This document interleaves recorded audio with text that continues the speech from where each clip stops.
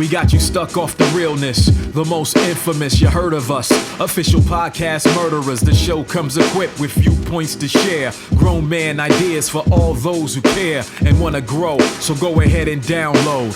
Every single week with a brand new episode. You're not alone in this world, cousin, so we share information and honest discussion and keep repping the culture like we supposed to. They spread gossip, but they never come close to.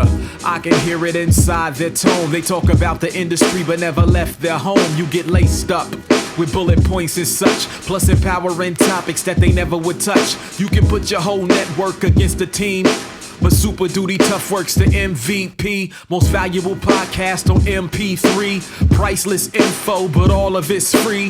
So take these words home and think them through. Super Duty Tough Work is coming at you.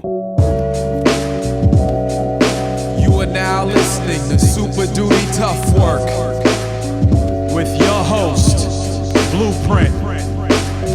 Raw and uncut. Adult conversations.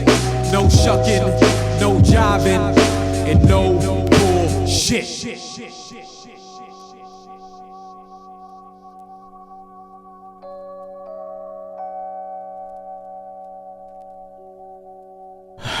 Super Duty Tough Work. Yes, indeed, man. Sometimes we lie and say we take breaks, and we don't. No, that was a break. We took a real We'll be right back with a commercial break. Yeah, we took that a was real a lunch. Yeah, we could have done some shit. There was, the challenges of having a podcast that's longer than an hour. Oh man, because I don't like cutting conversations short. Okay. When I think shit needs to be said. Okay, and all right. so I'm like, I'm gonna do this shit until we say what needs to be said. Okay, I see. I feel you. Okay. The technology sometimes don't agree with that shit. That's okay. Because you got to know how to control the technology and not let it control you. You know, man. Same thing with the equipment. Yeah. I try to make it do what I want it to do, as opposed to just, you know what I'm saying, just taking what it give me. Yeah. And I think that's the way that we was raised, though, man. We made those drum machines and those samplers. We were influenced by people who had that philosophy with that equipment. Facts. You know what I mean? If they used it just how with the presets and stuff that came through, we wouldn't even have this art form. That's a fact. It wouldn't even be here. Because it wasn't even designed for it this wasn't shit. even designed for that. Even the turntable itself wasn't even designed Not for that. So Mixers, before we even none of took that shit. and see, it got to a point where that stopped. Yeah. We stopped telling the equipment what to do, and we started letting the equipment. As soon as somebody say to me, "Man, all you have to do is," or that way you ain't even got to just. When I start hearing those phrases, I know that equipment is not for me. Yeah. Or that new piece of software, it's not for me, because for me, I need that. Yeah. I can play what I want. Ain't shit I sample that I can't play my damn self. Yeah. Right. But I sample it because it's a special thing about the sample that's above the theory. Yes. You see what I'm saying? That's above the theory. Now, only the younger music students understand that. Like if you go to Berklee College of Music right now, Northeastern, I know young kids there. They all in the Dilla. They all in the Mad Lib. They into all of that. You know what I'm saying? Jazz cats on the scene. You know what I mean? Jeff Parker, Tamika, all these people. Tamika Reed, Josh Abrams, all kinds of people. They are into, you know what I mean, what we doing. Yeah. With the same reverence as what they're doing, heavy jazz cats, heavy jazz people, you know what I mean?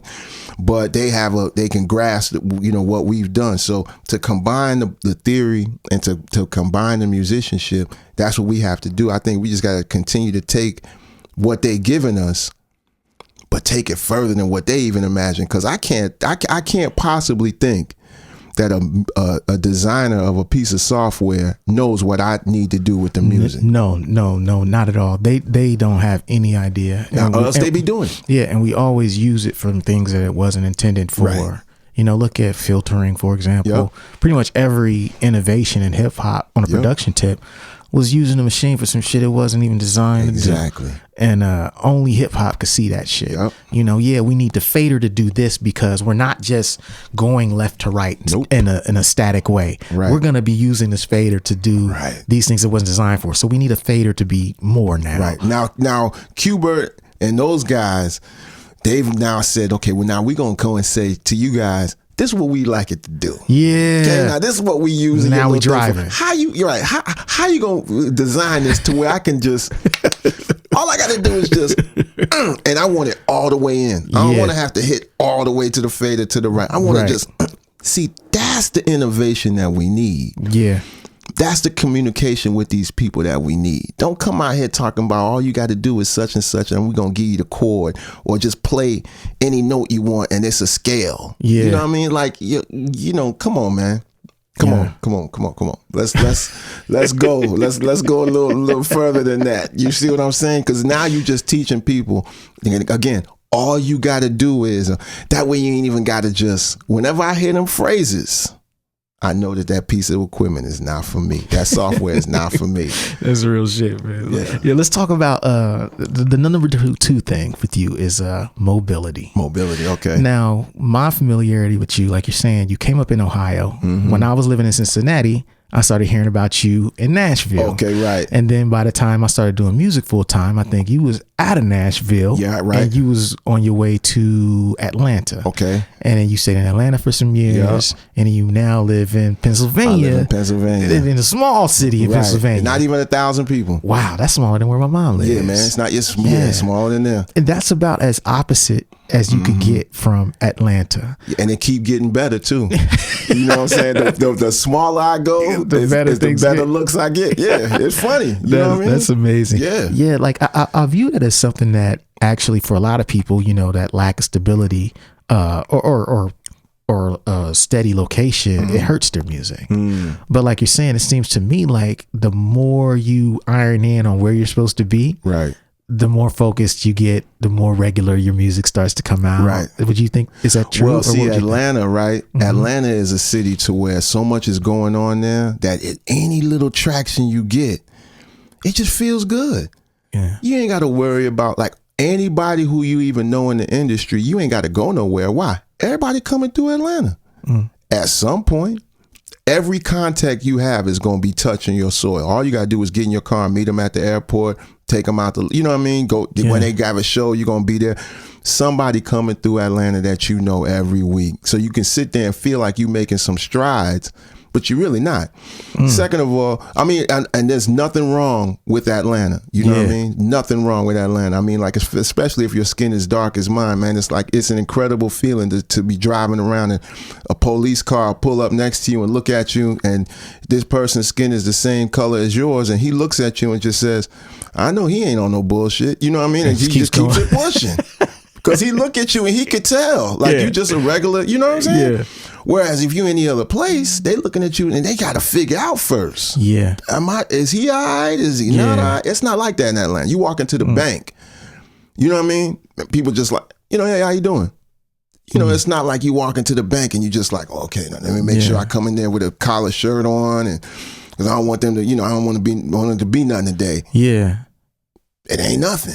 You know what I mean? So that part about Atlanta is it's a beautiful thing. You know what I mean? Yeah. To experience that for 7 years, you know, I think everybody whose skin is dark as mine should come at least live a month in Atlanta. I ain't going front. Just to experience it. Just to experience them little things. You know what I'm saying? Like when you go to the aisle and you be in the aisle and the little kid come into the aisle, you know, Timmy, come back. And then Timmy get in your aisle and you there looking at something. Timmy make eye contact with you and be like, and then run back to mama. only men that's understand that, right? Yeah. That don't happen to you in Atlanta. No, not in Atlanta. You see what I'm saying? Not as much, you know what I'm saying? Timmy be like, get out the way. Right. So it ain't even like that. So it's like those things about Atlanta I love. But what happens is when you get to Atlanta, sometimes it's easy to get comfortable. You know what I mean? You get to get real comfortable. And you'll find people who've been there like 5-6 years or whatever. Yeah. They kicking it. So you just like, yo, come over, let's make some music or whatnot. You know, you live too far. Yeah, you know what I'm saying? It's always, nobody ain't really, you know what I mean? Folk just, they'll put a project out, it'll make some noise around Atlanta. And so, you know, it's a big metropolis. Yeah. So you feel like, you know, I'm good. You know what I mean? But your whole hunger can kind of go away. You can kind of get real safe and comfortable in that. You know what I mean? And I was getting there a little bit. You know what I mean? And that's crazy. People would think the opposite, right? Nah, it's not like that. Because people think like Atlanta for music is the same Atlanta for rap music is what Hollywood is to acting. Well, see, what Atlanta lacks is being cutthroat. It's cliquish. Yeah. But it's not like people trying to sabotage you or, like really, it's none of that really going on. Like people might not, they're going to be all in and support or they just going to, let you do your thing, Yeah. But they're not going to really just be adversarial towards you in Atlanta. So it's peace and love around. You know what I'm saying? Yeah. It's not really like you feel like you got to outdo somebody because, like it would be in those other places. Atlanta's, it's a great environment, man. I know I wouldn't live in another big city. Yeah, you say you wouldn't? I wouldn't. Nah, I don't live. I don't deal in big cities. But if I was to live in a big city again, it'd be Atlanta. I just don't do. You just go back there. I would go back to Atlanta, right? But I just don't do big cities. You see what I'm saying? Yeah. I just don't. I can't. I don't like to live in a place that got a police force. You know what I'm saying? Yeah, that's real. I just don't want that. Yeah. Every time you turn, you think something. Yeah. Because it don't matter. You ain't doing nothing. You know what I mean? I've only had one speeding ticket my whole. And that last speeding ticket, I was 95 for me. That's how I drive. Yeah. But every time I go somewhere, I'm as soon as I see him, that jolt you get. Because your butt cheeks all tight. Yeah, so it's like I can do without that. Yeah. You know what I'm saying? I just want to be able to mind my business, man. Yeah. And so do you feel like now that you're in a town of less than 1,000 people, you're more productive musically? Big time.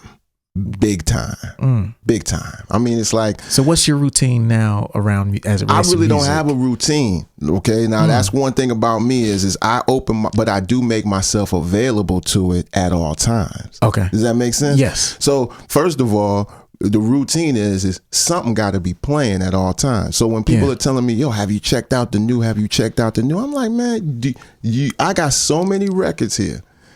It's so many artists over the years whose discographies I haven't completely combed through, who I don't know like the back of my hand. When it's a long time before I check out this sampling artist from Timbuktu, who's the hottest rage on Pitchfork right now, man. You see what I'm saying?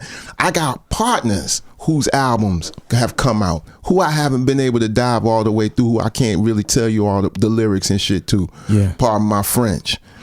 And you want me to go check out somebody who I don't even know.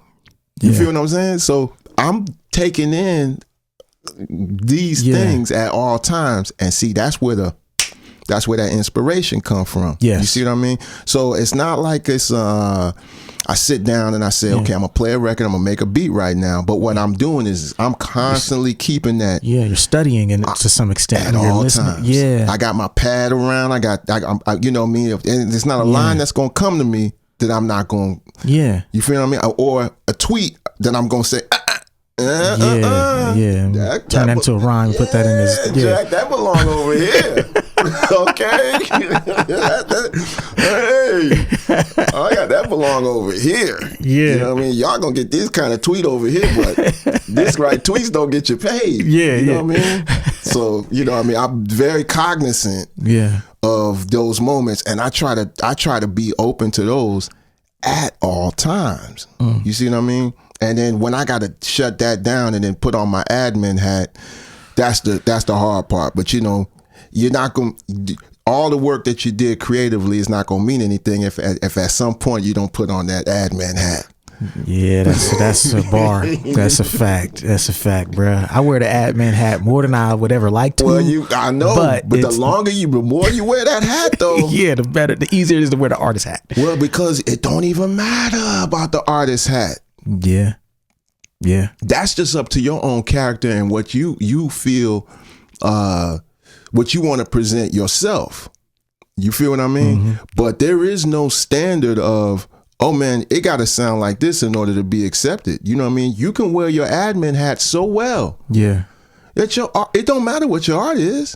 You see what I'm saying? Now, I got more respect and pride in what I do for myself. This is the reason why I say I can't be concerned with the audience. Yeah. You know what I mean? Because, man, we getting to the point where since we so used to listening to auto-tune, we don't really need to have vocalists. Yeah. You know what I mean? We can have robotic voices now. Since we have so many presets and we so used to quantization, we don't need no human element of anything going on. So, I could really just program a voice and the music, you know, and really just handle my admin hat and just do it. I'm create a persona. Yeah. That's anime or, you know, AI. Automated the whole thing. And be done. Yeah. So I do what I do for my own personal pride. You know, some other people be like, shit, make money. I'm finna do it. You know, it's the new day. It's the new thing. Get with it, count. You know what I'm saying? It's making money. You know what I'm saying? Yeah. Which is cool. It's cool, but you can't. I got my pride, bro. Yeah. I'm a musician by trade. This ain't that on the corner fake shit. Right. Pardon my French for the last time. I'm gonna stop cussing. I know. But you one see day, what I'm saying? Nah. I got my pride. And so that's what I do in that regard. And then at that point, I'm gonna put my admin hat on to try to represent the hard work that I put into the project. Yeah. But I'm not gonna use it to try to compensate. There's so many of them folk out there, man, and I see them, man. That's a fact. They doing real well. You know, they doing real well. And then they come back and then they ask me like, yo, I'm like, man, I can only tell you how to do it real. Yeah. I can't tell you. You know what I'm saying? The real this is the cheat code. Yes. You feel what I'm saying? You get flour, you know, pinch of salt, you know, some cold water. You know what I mean? Put it together with the shortening, and that's how you make the biscuit. Now you want to figure out how to, you know, pop the little Pillsbury Doughboy. Cut it in pieces. Right.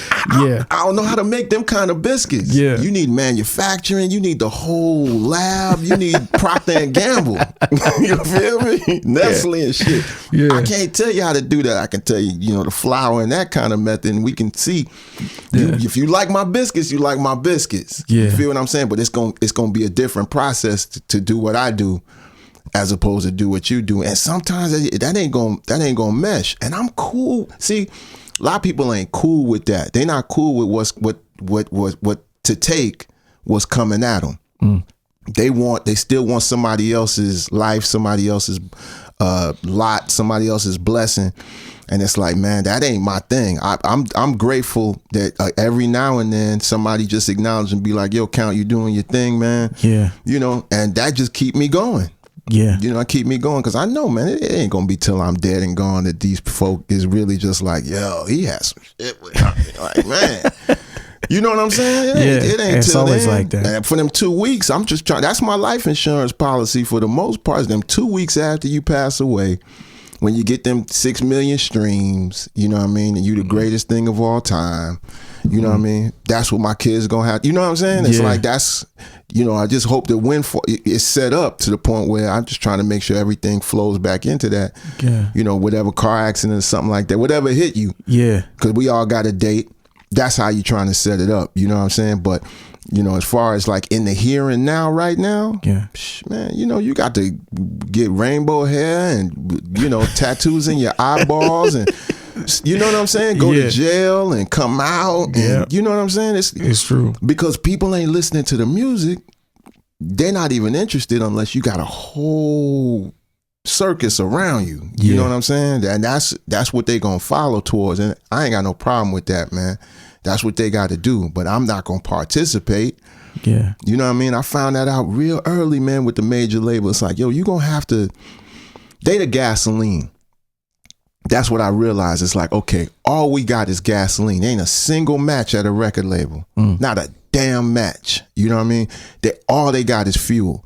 Yeah. You come with that spark and they'll throw it all on you and make a big ass blaze. Yeah. But you you got to come with that spark.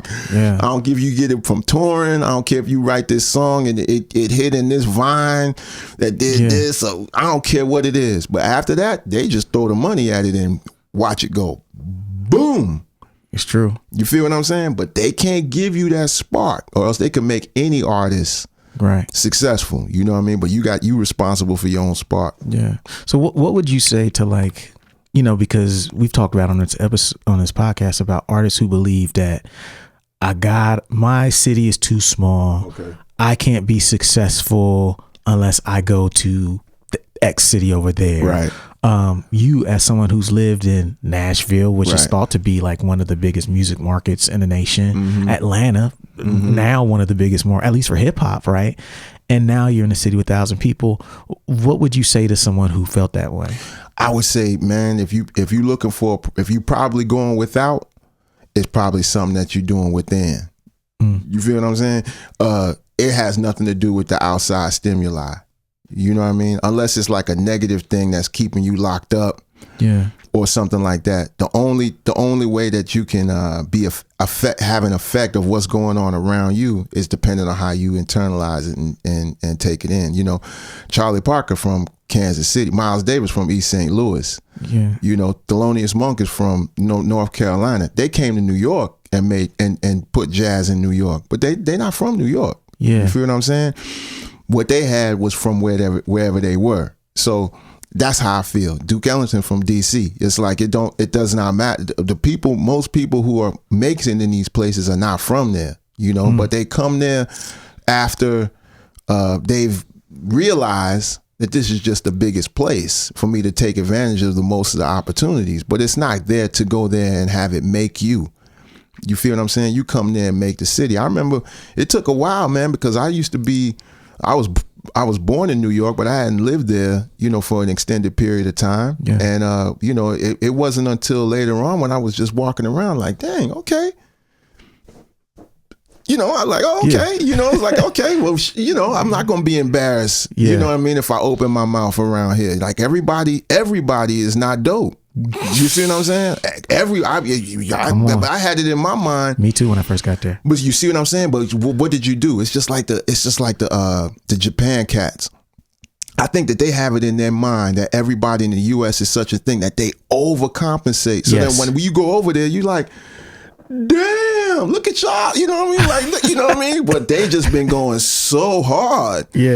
You know, it's like Jay Dilla used to talk about like Pete Rock and how he would always imagine like, yo, right now I gotta get on my shit. Why? Pete is probably in the basement right now. And, and that's how my mentality was. Like, damn, you know, Diamond D probably, man, I bet you Large Professor right now is like just making some, God, man, I got it. You know what I mean? Yo, Dwight, get on your shit. You know what I'm saying? Like, get on the ball. It's just even imagination from not being there. It wasn't until you go there and you be like, oh, these people got lives. They got children. They going to soccer games. They going to, that'll even ruin it for you though. That'll even ruin the fervor that you putting in because you just imagining. You competing with somebody who ain't even competing with you too.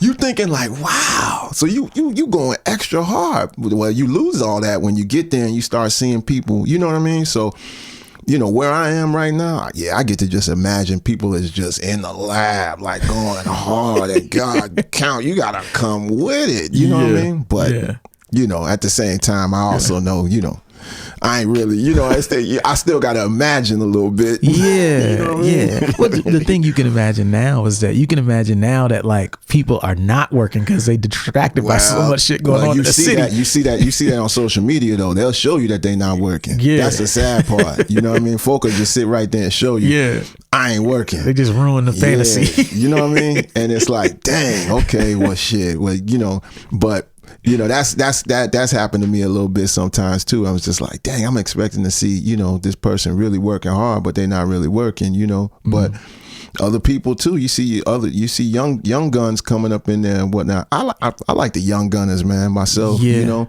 I try to just steer them in the right direction because I know they want that flavor. They want that. They wanted what we was doing. When we was still putting it on CDRs and selling, you know, sending them around. You know, yo, I send you a B CD. They want that. You know, and some of them really got it. Some of them really got it. Others of them is kind of, you know, they not really. They thinking that they can get it out the shortcut. Or the new version of. I remember when I get, you know, 8.9, then I'll be able to. Because then all I got to do is that way I won't even have to. I mean, it does this and this for you. Right, exactly. Man, I just take the beat. Look at this. Watch this. Look, already chopped. Man, all I got to do is see that way you ain't even got to. When I hear them phrases, it's kind of scary because it's true though, because that like fools are making beat making and certain aspects of this craft so easy. Yeah. That like the technical aspect is going to be getting completely removed from it. Right. Like that thing that makes you study, that pushes your mind Right. to find solutions because there are, I guess, gaps or you know what I'm saying? Like there's inefficiencies in the software. Right. Right. Like the MPC couldn't do everything. Right. And so we had to figure out how to figure it out. Yeah. It doesn't like the do note this. off. It won't like on the MPC 60, you couldn't have the monopolyphony. So you take a sample and you go boom, boom, boom, and boom, boom, boom. It would be like boom, boom, boom, boom, boom, just stacking on top of each other. So that made your truncation have to be, if you wanted to do a loop and it not land on top of each other, you had to know how to truncate it. Yes. Perfect down to the pop. Now you don't got to learn how to truncate that. But see, in that skill, you discovering something, you truncating something, and that's where the extra piece come from. You wouldn't even have discovered it if you didn't have to take that step. That's very true. You see what I mean? Very and true. that's what people are neglecting to realize. It's like, I understand that it may seem like it's a little bit harder. What I'm trying to get you to embrace is that is where the originality lies. You feel what I mean? Yeah. You're going to get the same 8.9.05 version, right? And what you're going to do? You're not going to open up the PDF and put it on your iPad and read it. What you're going to do is you're going to say, let me see if there's a tutorial about this. Yep. You're going to call up YouTube. You're going to see even the fact that 50,000 motherfuckers watched that shit before you. Yep. So they're going to do the same little filter effect that you learning how to do on this tutorial, yet your motherfucking ass going to do it anyway. Yep. You're going to do it anyway. Yep. And then you're going to play it for me, even though I know that the other 50,000 people got a song with the same effect and the role in it. Yeah. You see how that keeps stacking on top of each other? Well, that's the gift and the curse of like the SP 404 or 303, whatever that machine is. I'm not trying to talk about nobody. Yeah, I don't want to talk about nobody specifically. I ain't speaking on. I ain't trying to down the young. You see what I'm saying? Yeah. I'm trying to let them know though that it's the shortcuts. Mm-hmm. That's shortcutting your originality because you want the recipe of why can't I make mine sound like. Yeah. You know what I'm saying? And you can do this on whatever it is that you're doing. Right. I don't care if you're making beat. People's like, well, how do I get started? I'm like, well, what are you texting me on? You texting me on a phone. See, now if you was locked up, it's a man in jail right now. Wish he could download an app that probably making bangers on his phone right now. If he had access. Somebody somewhere is making some fly shit on the phone. I know, man. But if I just had. I need better Wi-Fi though. My connection ain't fire. And they gonna tell you. Man, but I ain't got access to these records. Right. And I tell them, man, you gonna give me reasons. Yeah. And you gonna give me excuses. It's true. Thin line. Yeah. But I'm serious though. This I really don't have no time. Okay. Yeah. Well, let me ask you this. What level you at on Call of Duty? They'd be like, "Oh man, I finished Call of Duty." And I tell them, "Listen, I don't even know how to play. I wouldn't even know how to turn that shit on." Well, that's why I stopped playing video games. Well, see, that's what I'm saying. I realized it activates the same part of my brain that making beats does. Well, see, and I was like, "That's not good." But it's a skill set. Now, if you good to the point where you can go down to the Marriott at the convention center and play in a game, and you getting paid to play, you know what I mean? Man, you better turn that Xbox on. Yeah. You feel what I'm saying? But as for me, that skill set, see, like for instance, I was good as hell at NBA Jams. Yeah. I was good as hell. I was fly at Super Nintendo. All right. What's that skill set gonna do for me right now? All that time I dedicated to that. You see what I'm saying? I'd have that many more chords. Yeah. Imagine how many more chords I'd have if I dedicated my time. It's mad more chords. Right. Yeah. And I would see now NBA chords. Right. And NBA Jams don't even help me right now. I walked into a spot and they had an NBA Jam there. I ain't even playing. Yeah. All this skill I got. Right. You're like, I ain't even can't do nothing with it. Right, I ain't even playing. Street Fighter. Yeah. I know some Street Fighter experts out there. Whoop your Tekken. Oh, you it's remember true. that? Oh yeah, Tekken was the shit. You remember Mortal Kombat? Yeah, I finished. I finished that game in college. I could have been doing something else in my time. But. Right. Well, now, how good is your ass whooping of me on Mortal Kombat gonna mean right now, 2019? And earns me no money. Right. Yeah. Right. You see what I'm saying? Now, when you decide that you're gonna do something different, that's fine. But for me, it's like same thing. You know, if you're not willing to turn off the video game, sell the Xbox and get whatever piece of equipment you need. Yeah. Stop asking me for advice, man. Stop asking me for stop asking. That's the only thing I'm saying, because you're not going to dedicate your time or anything like that. This is not for you. Yeah. This is not for you. You need to find something that you will wake up and do the same way you would wake up and turn on that game. Yeah. And then you're going to be straight. Yeah. It makes me think about how people, when they do ask you that question, they'll be like, what piece of gear should I get? Yes. What sampler would you recommend? Right. What software? And that's why I'm always like, yo, every software and sampler has its own little thing. Yep. But what you do with it is on you. Yep. So don't get something because Count use it. Nope. Don't get something because Print use it. Nope. Get what you can get. Right. And your unique personality will come out in that. And then you'll find out what you want. Yeah. You'll find out that, yo, when I get what I want, when I get the money I want, I can afford, I'm going to jump off of GarageBand. Yeah. And go get me a SP, get me a SP 1200. Yep, exactly. When I get whatever, when mama asks me what I want for Christmas, I'm gonna tell her I need this MPC 3000. Yep. Straight up. When I get whenever, because it can know. do X, Y, and Z. Right. You'll know at that point. Yeah. You see what I'm saying? Dilla is my inspiration. I'ma go get, when I get my money, I'ma go get an MPC 3000. Fine. Yep. But see, what these people do is say Dilla is my inspiration, and then want to try to create what he did. Yep. On something else. You know what I'm saying to myself? Okay, this is why you frustrated. Yep. You're not really operating in the way that he was operating, but you trying to take a shortcut because you don't want to go buy the records. Right. You want to see what he saw. You want to hear what he heard. You want to do all that, but you don't want to use the tools that he used. Nah, and that's cool. Make your own sound anyway. Yeah. But what I'm saying is I know people out there who tell me they're influenced by Jimi Hendrix and they play a Strat. Yeah. I know people out here tell me they're influenced by Jimmy Page and they play a Gibson Les Paul. You feel what I'm saying? Mm-hmm. But I hear people tell me that they're influenced by X such and such producer. They're not using that machine. Right. And so I'm saying, like, yo, a lot of these people don't apply musicianship to this thing. See, I came in this as a musician, not as a rapper or a beat maker. I came into this, I approach hip hop as a musician.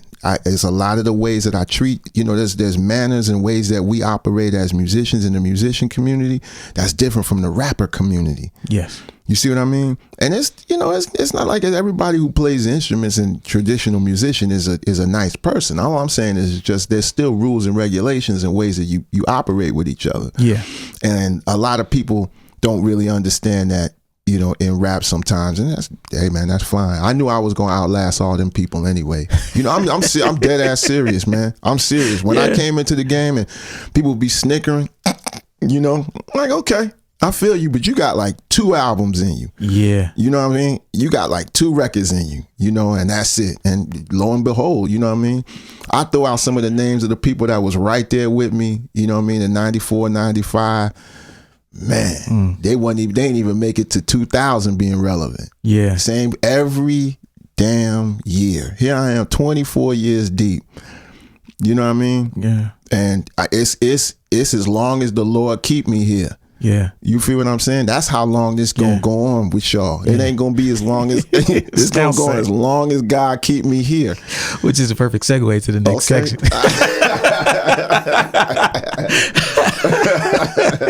It's a nice segue. Okay. So the next thing we want to talk about is spirituality and faith. And this is something that I view that is a strength of yours, because in an era where a lot of artists are almost afraid to speak on their faith or something on record.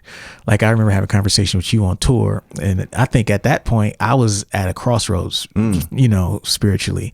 And I remember you said something to the effect of like, I'm rocking with Christianity because until they can come up with something like this, until their music sound like this, until they can produce something like black gospel music, right? I ain't rocking with nobody else. It's that simple. First off, it was, you feel what I'm saying? Right. It was such a simple, eloquent way to put like the beauty of like Christianity's influence and black music and gospel music, right, and how that has influenced really damn near every significant black artist and art form in this country, and white ones too. Yeah, because if you Rolling Stones or Beatles or whoever they were robbing from was black musicians that come from the church. You feel what I'm saying? Yeah. And I know people want to run from it. Yeah, you know, because Jesus Christ ain't cool and all of that. That's fine. You know what I mean? However you want to do it, but my spirituality is so locked into my music and my musicality and where I got it and how I started making music in church and things, that to then try to separate it, you know what I mean? Play these chords this way and then say, but I'm a this. Right. You know, play these chords this way and say, but I'm a that. You see what I'm saying? It's like, that's just so corny to me. Yeah. You know, sit here and listen to Marvin Gaye, Aretha Franklin, Al Green, and then be like, yeah, but I don't really, you know what I'm saying? I'm gonna take this part and leave that part. Yeah, you feel what I'm saying? It got to the point where I was just like, man, I can't do that. I can't do that. That sounds, that's corny. Yeah. It's very corny. There's very few musicians out there that I like that don't come from this background. Yeah. And so that was the hard part for me. And then it was like, you know, somebody would come at me with something that they just started following like 2 or 3 weeks ago, or somebody introducing them. I'd be like, well, you know, what Big Mama think about that? You know what I'm saying? Like, how long this person who introduced this to you been rocking with that? Yeah. Have you seen a generation get through? Yeah. Any 85-year-olds up in that mug? Yeah. You feel what I'm saying? This is what my mama rock with. This is what my father rock with. This is what they mama rock with, they father rock with. And now all of a sudden I come out here and say, well, you know, all that's bullshit. Yeah. But I got it fixed. Okay. And then the music don't even sound good. I go out here and check out what you're trying to get me to go look at. Yeah. Music ain't even good. Yeah. The music don't feel nothing. Now I'm a musician first. Yeah. You see what I'm saying? Some other people might be a something else first. I'm a musician first. So number one, only people who can outplay me is people in church. That's, okay? That's real. So I got to be humble when I'm around these dudes anyway.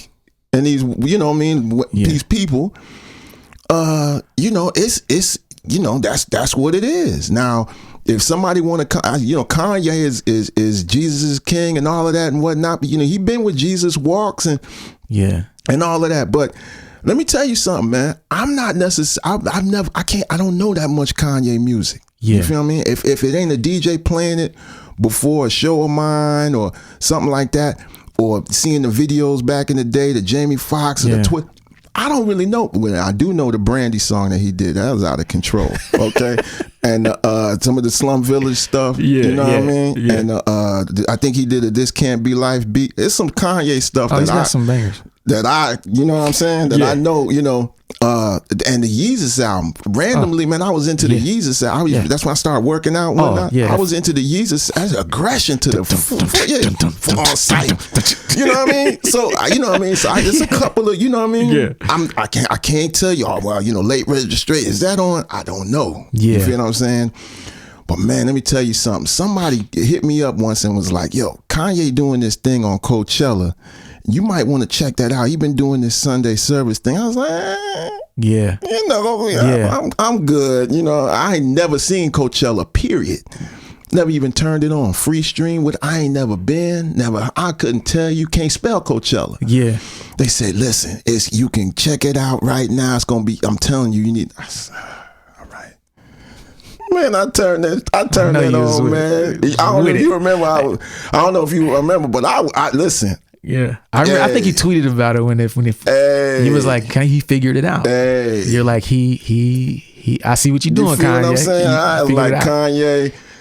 Hey, you feel what I'm saying? I'm gonna sit here and just tell you, you know what I mean? Ain't nobody else gonna tell you. I'm gonna tell you, man, you doing your thug thizzle, okay?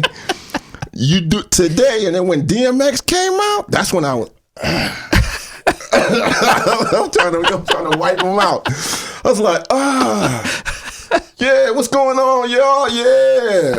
Also, I'm telling you, when DMX came out, I was through. Yeah. I was through. Yeah. You know what I'm saying? I'm wiping him out, trying to be on the slide, but I was through. Yeah. I said, dang, Kanye? Yeah, he took it there. He took it all the way there, making all them the way. eat it. Yes. You gonna eat this today. Each and every last one of y'all gonna devour and have to eat this. I know you came for Coachella, but you finna eat this because I don't care. Yeah. Yeah. I love that, man. I love that. And you know what's crazy about it is like we're trained to not see that as revolutionary. Right. But if you look at this, to me, you have culture and then you have counterculture. Right. Anybody that's doing the same thing everybody else is doing is part of the culture. Right. Right. Kanye is counterculture. It's counterculture simply because no one else is willing to do what he just did. Exactly. And so even if you don't like him specifically, right, you cannot deny how revolutionary or innovative that is 100%, in this space. 100%. And you know what?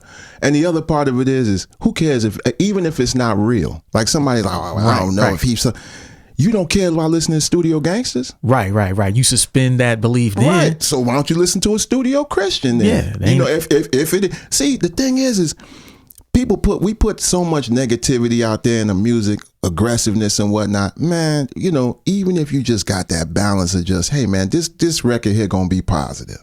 Yeah. All right, I'm just gonna do this right over here. I just felt like that. If the next week, you know, Snoop did the Bible of Love, everybody, oh, well, how you gonna? Why not? What do you do on Monday when you leave church? Right.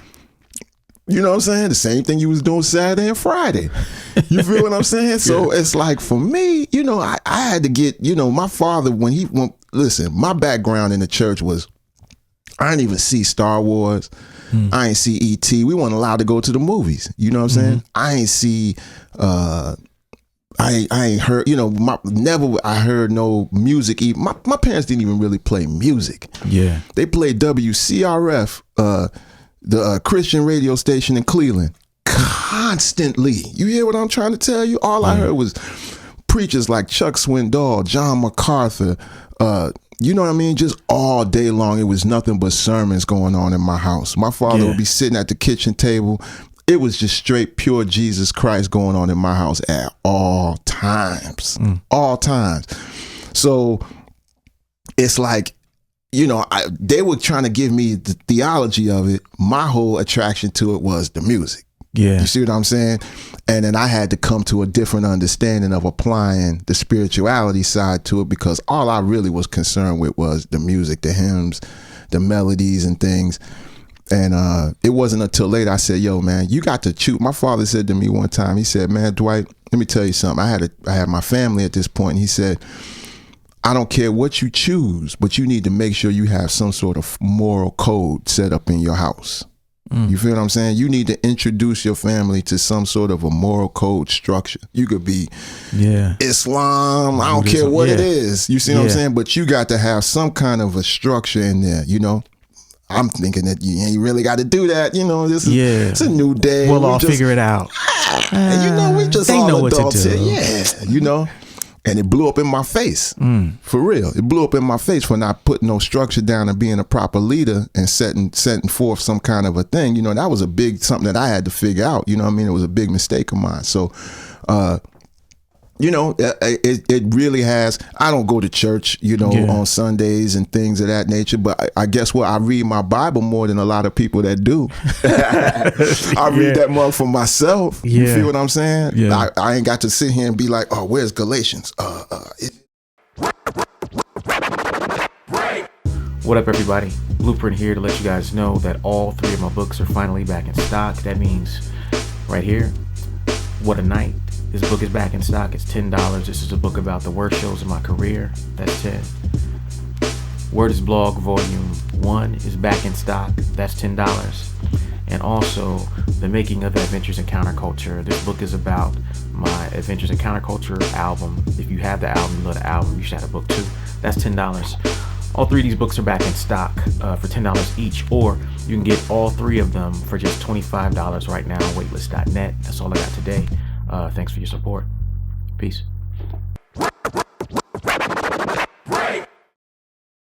man, you know what I mean? You starting all over. So I don't know, operating systems and things like that. I still use Maverick. I'm still using. I mean, I couldn't even tell. I'm in the 10s when it comes to my Mac. You know what I mean? I'm using. I'm not doing it. I'm not going nowhere. Don't care. Would you like to update? I Nah. fucking envy you, bro. I barely even got the internet. I buy DVDs, man. I buy DVDs. I don't even stream really. That's you know what I mean? good. Because my internet connection is so janky. But that's more controlled though. Well, which makes know, it a little bit, because I mean the unlimited access is the there issue. you go. Because people always would tell me, Count, give me some new music. Give me something to listen to. Recommend something. I'm thinking to myself like, wow, man. In the abundance of water, the fool is thirsty. Yeah, you got a record store in your pocket. Yes, and you don't know what the fuck. You feel to what I'm to. saying? Because that's the dilemma. It's too much. Right. Like I feel like that when I get on streaming. Like my favorite thing to do on Spotify is I choose one artist, I press play, and then I just step the fuck off and let it go. Because if I sit there and try to decide, you be sitting there doing that, paralyzed. Right. Like I can't fucking choose with choice. Whereas before we would take an album. Right. Sit with that album. Right. Learn it. Right. Then move to another record. That's right. See, I feel that same way about Tinder. Yeah. See, you feel what I'm saying? Yeah. Like I can't even imagine living in a world where I'm swiping left and right. Yeah. Because then what do you do? Yeah. The abundance of choice. Though. Well, right. I mean, because a lot of people now are starting to even get into the zone that we are as artists and being public figures where, there's a lot of that out there, right? Mm-hmm. But now the common man can just have Tinder. Yep. And be in that zone.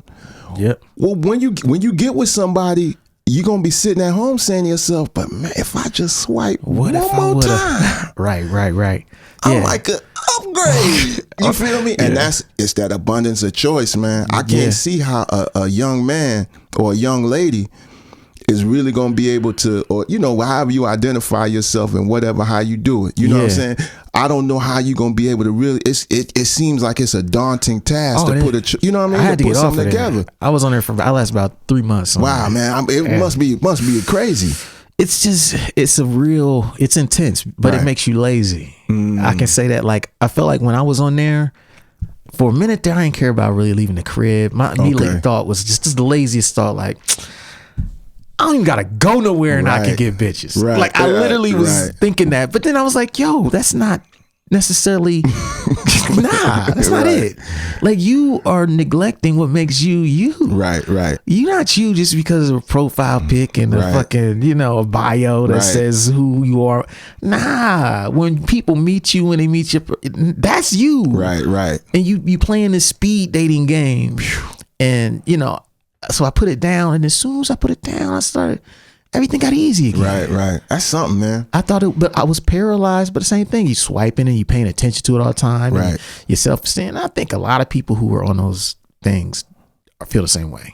It paralyzed you because it's too much choice. And see, and that's why I know, like, streaming, the equipment, music, technology, everything is that way. Yeah. It's like you don't have nothing that's definitive like that. You know what I mean? It's like if I want to watch something on TV, man, I gotta 200 channels. Right. If I want to listen to something, I gotta, if I want to unlimited songs. It's like, damn. Unlimited movies. It's like this. You ever go to one of them restaurants and the menu is just like out of control. Man, okay, what's good up in here? What's the special for the day? That's why the special of the day is so important. Right. Because they know their menu is too big. Right. People look at it and be like, what do you recommend? Right. You know what I'm saying? I'm not about to go through this whole it's a lot. 20-page menu. It's a lot. You know what I mean? And that's the thing is, Steinway and Sons is making improvements to the piano, but it's still the same 88 keys. And somehow folk is still finding a way to flip it in a new way. Somebody somewhere is finding a new way, a new chord progression, a new something. Why? Because that's been constant. So your mind can continue to go deeper and deeper and deeper and deeper and deeper and deeper and deeper and deeper and deeper into it. And they're not really giving us that option anymore, man. You know what I mean? And you have to seek that out for yourself. Yes. You really have to use resources like the library where you go there and say, these are the DVD, these are the books, these are the things here. Yes. Let me see what's here. Yes. And then that's going to send me on a path to go somewhere else and do something else. But that's, you really have to believe in your abilities and your direction in order to do something like that. If you seeking, technology can give you the illusion that you have the ability to end up being an expert at something because all of the things are there. So if I wanted to be a great plumber, all of the resources are there for me to be able to do it. And I can give my illusion of, I can be anything that I want to be. Yeah. Okay, maybe you can. But if you try to spend your time figuring out what you're supposed to be as opposed to what you want to be, then you're going to find yourself in a lot more rewarding, you know what I mean? Regardless of what you're dealing with. Because folks don't know that I've been through absolute hell. You know what I'm saying? I'm supposed to be like a mass shooter or some shit. You feel what I'm saying? Like, I'm supposed to be so frustrated that I just walk up in some spot and go nuts. Yeah. You know what I'm saying? But I keep it so gangster that people just look at me like I ain't never had a problem. Like I don't even go through nothing, But that's not my job. My job is not. So because I figured out what I'm supposed to do, it looks so easy. Count looks so happy. Count always got a smile on every time I'm, big ass smile and all that. But it's the truth. I'm not putting it on. I got here. I found out what I was supposed to be doing. I'm doing what I'm supposed to be doing. Every day I figure out how to do it a little bit better. Yeah. And man, it's the most fulfilling thing. Because you made that first tough decision. Right. Which is, what am I going to do? Right. And I've made some missteps. Yeah. You know what I mean? And I've done something. I've had some situations blow up in my face, man, that might not ever heal with the rest of the time I got on this earth. You know what I'm saying? But man, I'm going to continue to wake up every day and try and try to get it right and continue to get it right. Because the thing that I know is, in this country, I don't know what it's like everywhere else because everybody else got, whatever. But in this country, it's very few problems that bread can't heal. Oh, yeah, 99%.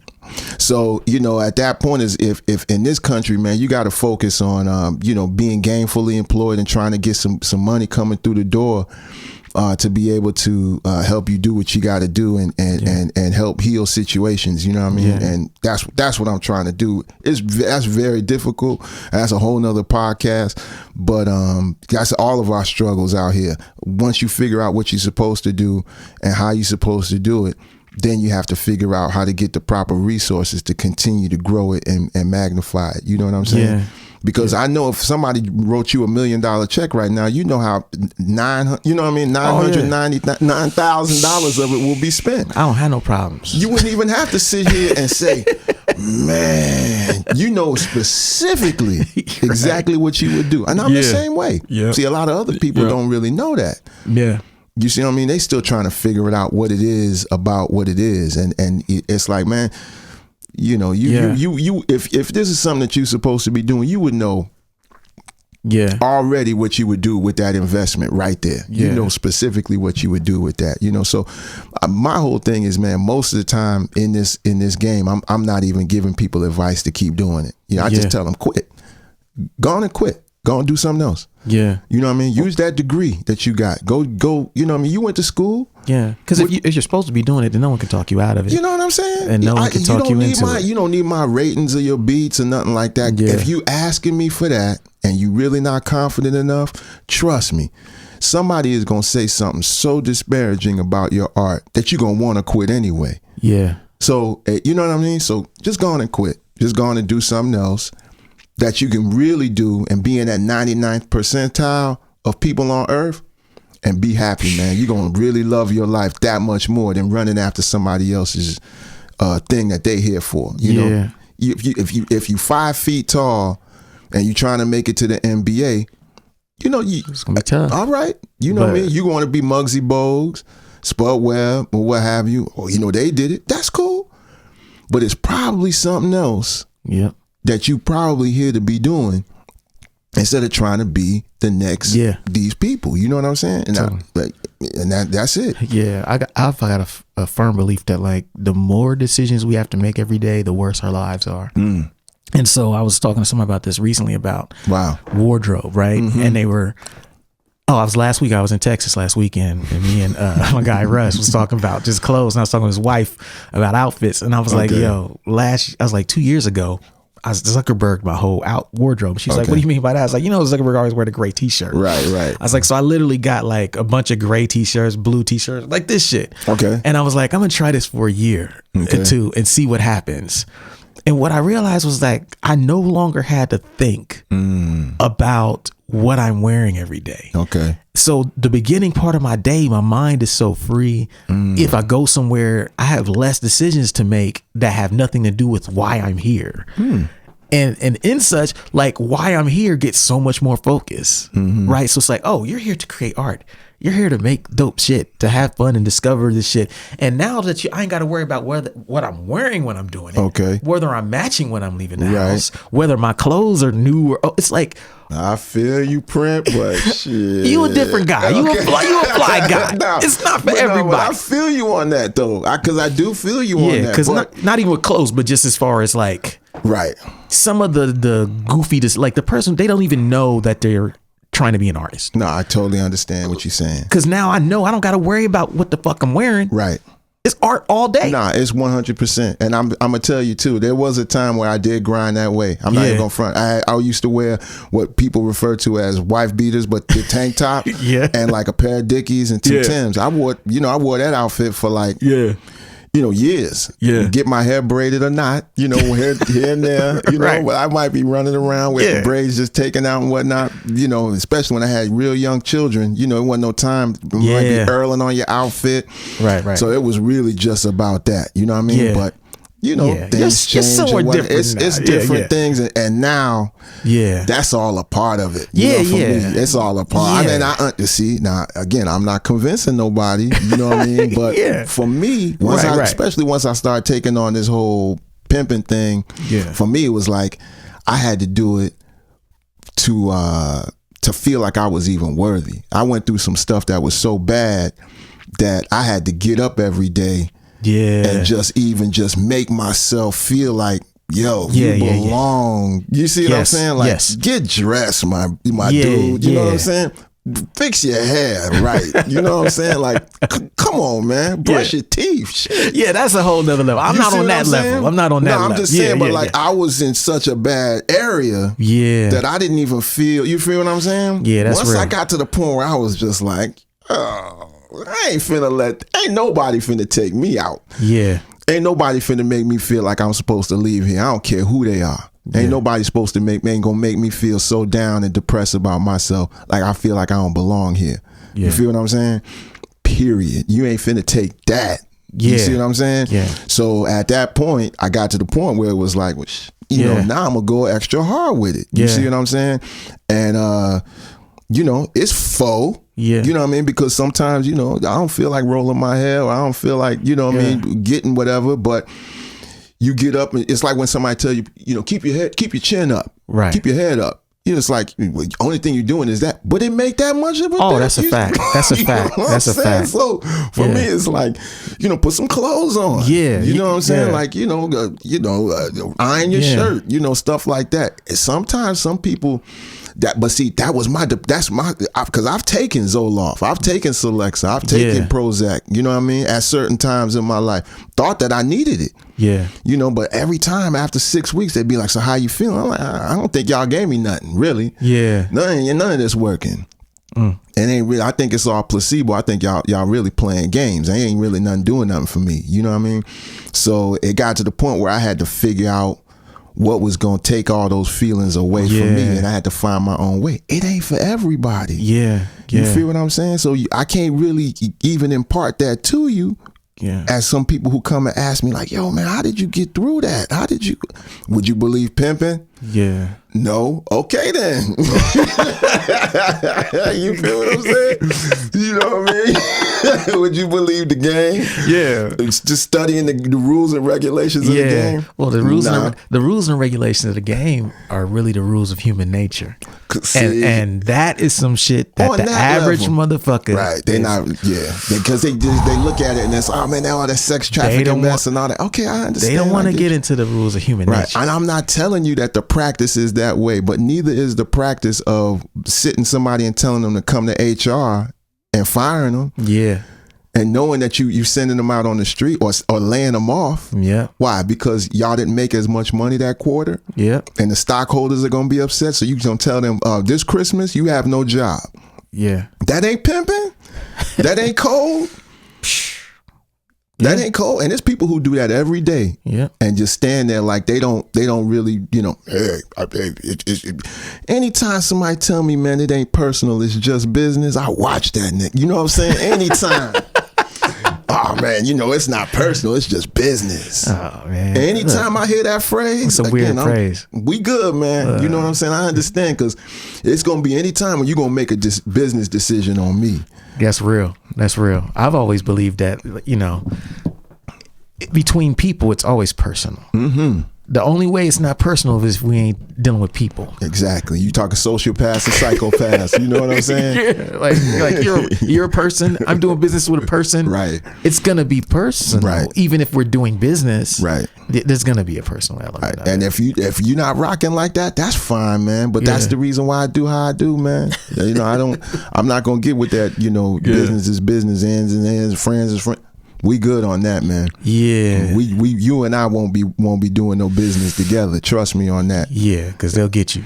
Well, I mean, they might not, but I just know that spirit of cutthroat. Mm-hmm.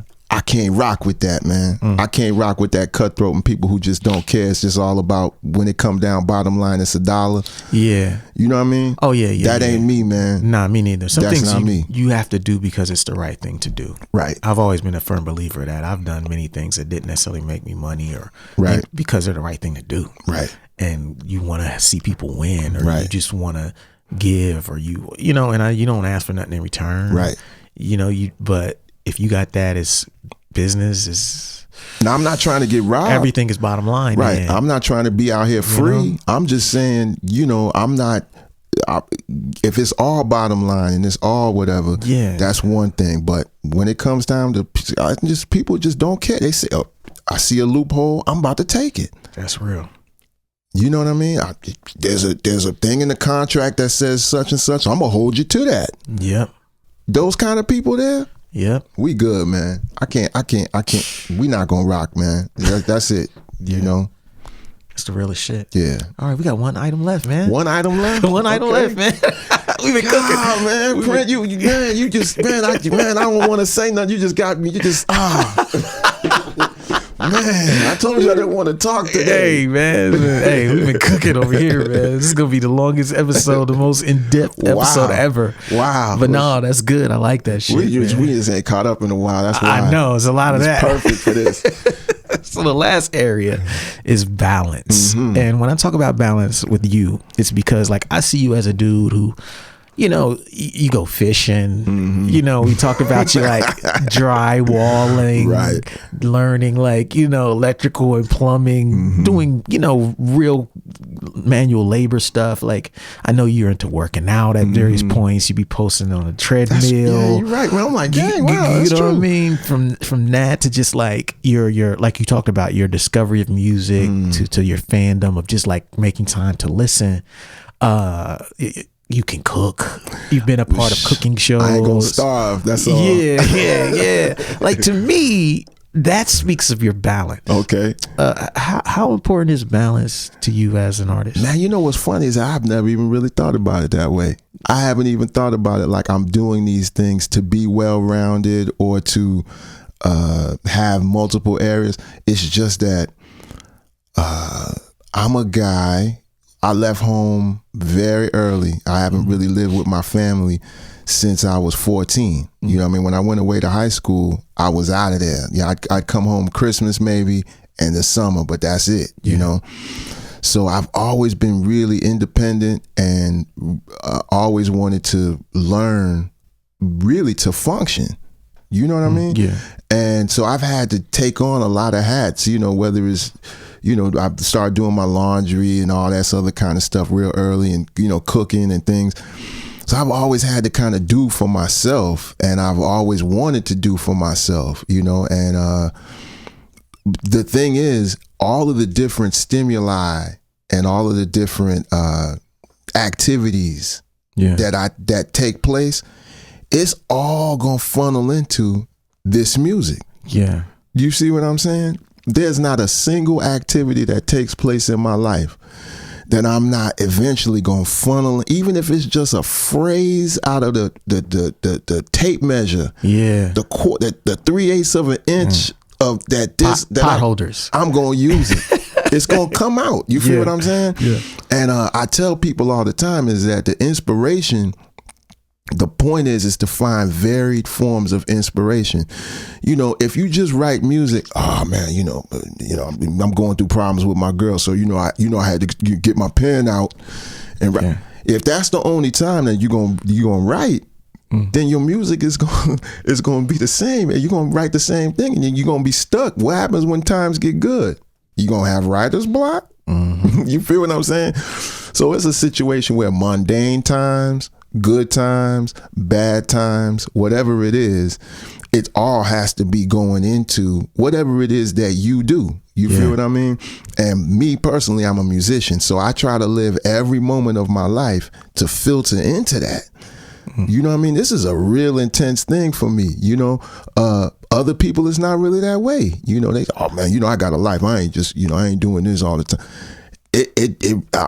I'm kind of one dimensional, even though you see all of that. I've never had a job or been employed where I wasn't thinking, but eventually though, you feel what I'm saying? Yeah. So I've never been the type of guy that's just like, well, I go to work, I rap a little bit.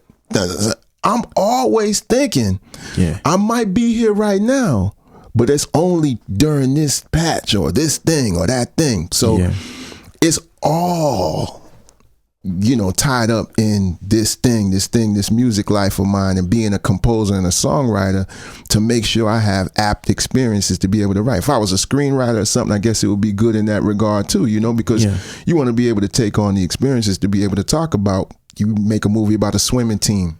You know what I mean? You got to be able to have that kind of experiences to aptly describe certain things and relate to people and understand what they're going through. Yeah.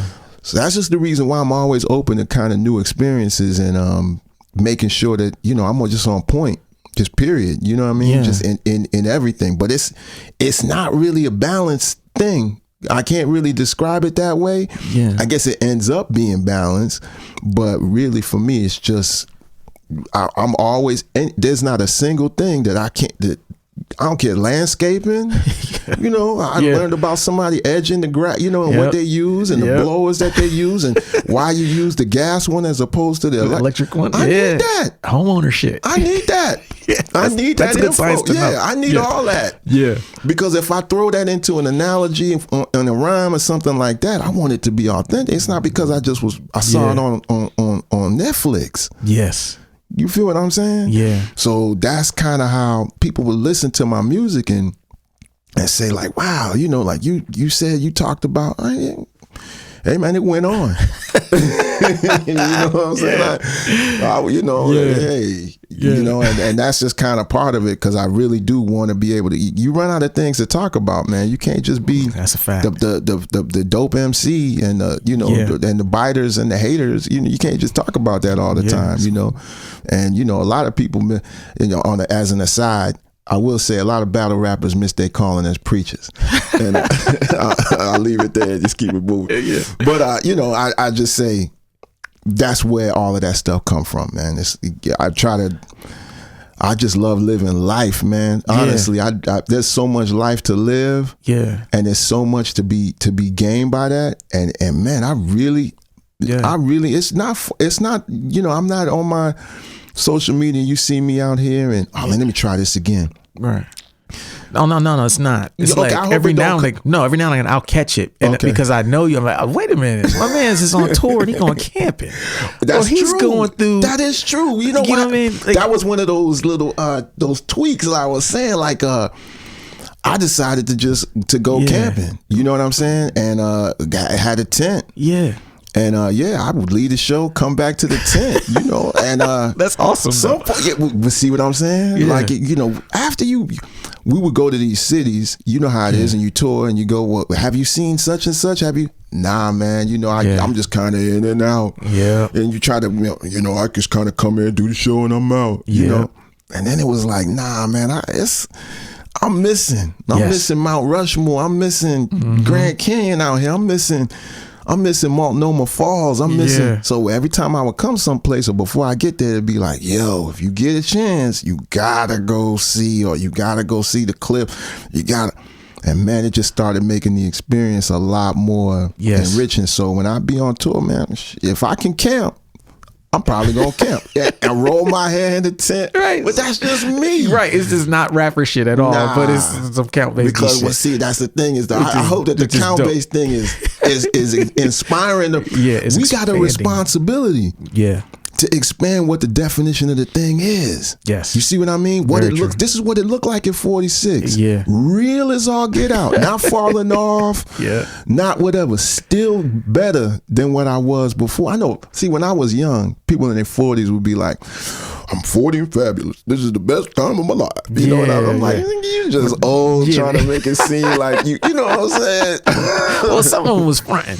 But some a of them was lot of them legit. was fronting. Yeah. But the thing is what I realized was when I got up in my 40s was the old folks didn't look at me like, oh, you'll understand one day, son.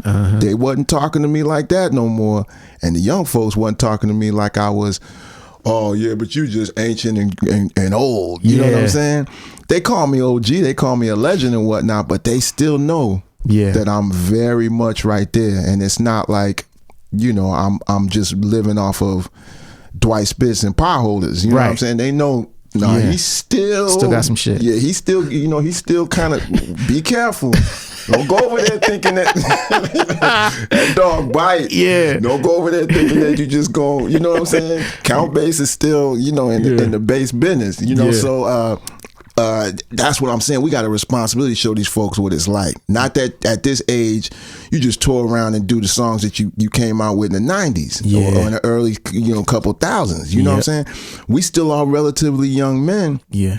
Out here and women, you know, pardon me, and we got a responsibility to show these folks that, man, at 50 years old, 60 years old, you know, it's like I said, it's till the cash that drop with me. You know, I ain't dying or nothing like that. Yet the hair is still, you know, here and whatnot. So that's just the look, but that's not what I'm hanging myself on. The fact that I don't look old or nothing. Yeah. Nah, I make sure I take care of myself because I'm not finna have no belly. You know, that's another thing too. Yeah. I got my drinking a lot more in check because it was a vanity thing. It ain't got nothing to do with nothing. You know, I started drinking the same amount that I used to be able to drink. And that belly. Yeah, it's harder once you get a little older. That belly. You feel what I'm saying? I it gets said, real. nah, I ain't going out like that. No beer tastes that good, my G. No. It's not gonna happen. You know what I mean? That belly. And I had to start cutting it back and start taking these real sabbaticals. Yeah. And treating it more like, you know, an ice cream sundae as opposed to just I make music and I just put the bruise back. Yeah. You know what I mean? This ain't the 30s. You know, It's real. These ain't the 30s. And so for no other reason, it's like I'm just not willing. I'm not willing to walk around here with no belly. Yeah. Period. You know what I mean? That's real. I feel the same as you, man. Yeah, it's like, look, man, I'm a public figure, man. I ain't about to be looking crazy out here. Nah, I'm not standing up there in front of y'all with. I'm not doing it. People don't believe that shit. I'm not doing it. Same thing about the food I eat and everything like that. Man, I got to sit here and look at all these cameras. What am I going to do? So come back and look at my face. It's all puffed out, you know, neck. I mean, that's cool, but I'm going to be looking at myself and be angry. So instead of saying, yo, Print, could you get that angle from that shit? I know what I got to do. That's why I work out, to be honest with you. You know what I'm saying? Yeah. I get on stage and it ain't going to be pointing at the audience when it come time to do the lyrics because I ain't got no breath. Yeah. You see what I'm saying? I can run up and down, back and forth that stage the entire show. Yeah. The entire time. You know what I mean? That ain't got to be no problem with me. I can do whatever I need to do. You know what I mean? Because I'm gonna stay active. You know. But this is again. It's all funneled into that. Yeah. It's all funneled into that. It's all practicality and whatnot. So ain't nothing gonna stop, you know, this and trying to be an example of, you know, well, shit, count 40. I want somebody to be able to be like, man, I ain't gotta quit. Right. Look at him. Yeah. Shit. You know what I'm saying? That's how I want people to look at it. Yeah. Like, he's still coming with it. This is some shelf life on this. Now, they can look at a lot of my peers and see, you know, that them gaps between them records is kind of wide. You feel what I'm saying? They kind of wide. You feel me? And so what all I'm saying is, it's just at the same time, when you looking at me, you gonna realize that, man, he here, he gonna be here, and he doing his thing. That's all I ask, man. You know, and then you can come back and say, this guy is better than you, Count. That's fine. That's fine. Or this guy is more of a legend than you. That's fine. But you still gonna be listening to the music from when you was like 16, 17 years old to tell me and compare that to me. You feel what I'm saying? Now, if that's impressive enough for you, that's fine. But it don't even matter to me. I don't care. I know that nobody is even, most people ain't even qualified to judge what I do. You know, even like reading reviews and stuff back in the day, I haven't read a review of mine since Pre-Life Crisis in like 25 years. Like I'm happy, and I'll acknowledge the fact that it's there if somebody is even taking the time to write something about it. But even with feedback, you know, if I send my copy of Edibles and stuff out, everybody will tell you who I sent it to. I don't need no feedback, my G. Yeah. Positive or negative. I don't even want you to tell me you like it, you don't like it. I'm just sharing flavor.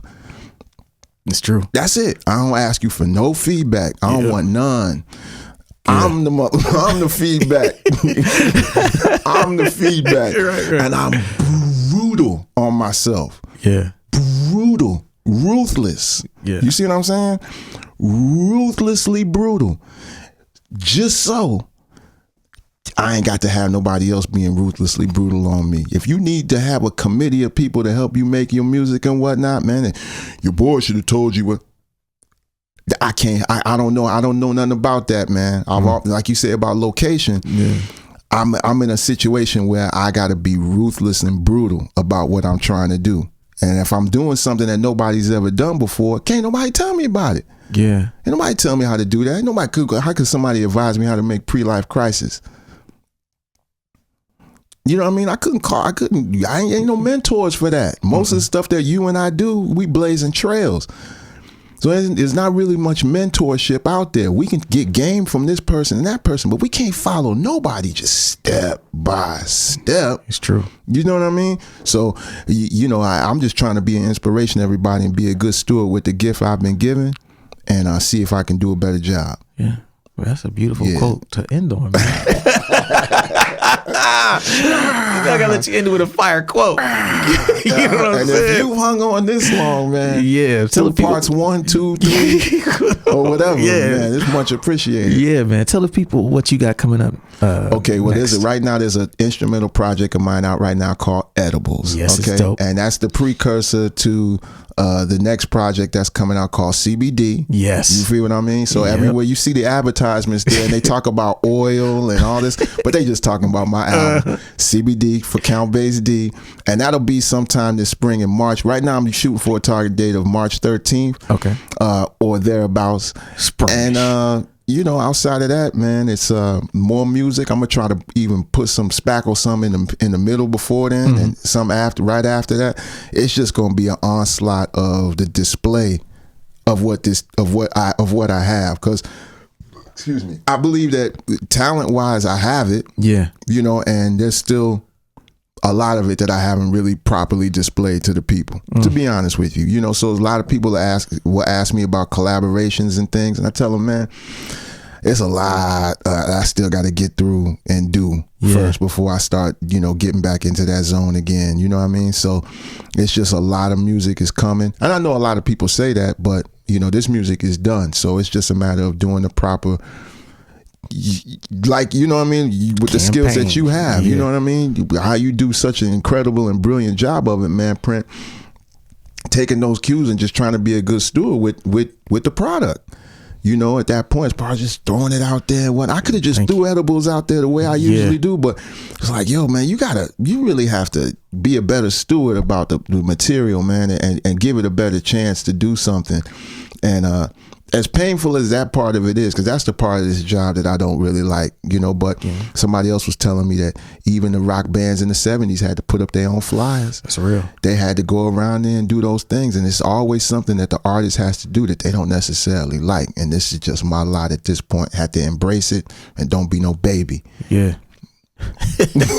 Don't get the ego out. Don't be no baby. Yeah. So CBD in the spring. Yep. Edibles is out now. Everywhere. And this spring, hopefully, we see you on tour. I mean, we'll see. You know, what I mean, I want to try to get the tour thing together, but you know, that can be a daunting task a little bit, man. And I don't know if I just need to just keep making music to build it up to that, and then basically be touring all the records together. You know, we'll just have to see. You know, I just know that right now, I'm just trying to just be focused on just getting the music out, you know, and getting it out properly, man. So it's a lot of hats to wear, man. And I mean, you know, it's not perfect around here. I'm not trying to stand up here like, no, I got my there's definitely always room for improvement, but that's the focus right now. Dope. Well, thank you for rocking with us today, man. You knew I wasn't gonna be there. I've been begging. Let me get on there, man, and talk for about 6 hours. Well, I knew as soon as we started doing interviews, I was like, Count. You know what I mean? You know what it's about to be. Let me get out here and talk, man. Because I don't say much. You know, you don't see me on social media just jumping and say much. So when I get an opportunity to talk to somebody like you, though, that's when I can't shut my mouth. That's what it's supposed to be, though. I can't shut my mouth. If it's somebody else, I'd have been like, you know. I wouldn't have said much, but talking to you, man, it's just, man, I could just. We probably could do 3 more hours. I'm serious, man, honestly. But you know, obviously, life is life. And, you got a gig tomorrow in Cincinnati. In Cincinnati, Shit, this won't be out till after then, but you know, you'll be hearing about what I did. You know, in so Cincinnati. follow me on Instagram. Follow me, Twitter. and I'm Count Bass D everywhere. Yeah, just COUNTBASSD. And if you say you couldn't find me, like people be saying sometimes, I'm like, all right, my G. They wasn't looking. You wasn't looking. Ain't no way. Even if you spell BASED, right, they still correct you. Come on, man. They still correct you and send you to me, man. I got the whole thing out there, man. I've been online since '94. Google search too advanced. No way. I ain't trying to hear that. Ain't no way. But that's cool though. Yeah, that's fine. They'll find you. Yeah, that's all right. Hell yeah. Well, we thank you for being on the podcast. No question, man. And we'll see y'all next week. All right. Peace. Thank you for listening to Super Duty Tough Work. Subscribe to the podcast on iTunes. Follow the podcast on SoundCloud. Peace. Shoot, I got styles already that's more complex that nobody know about. I mean, super duty tough work.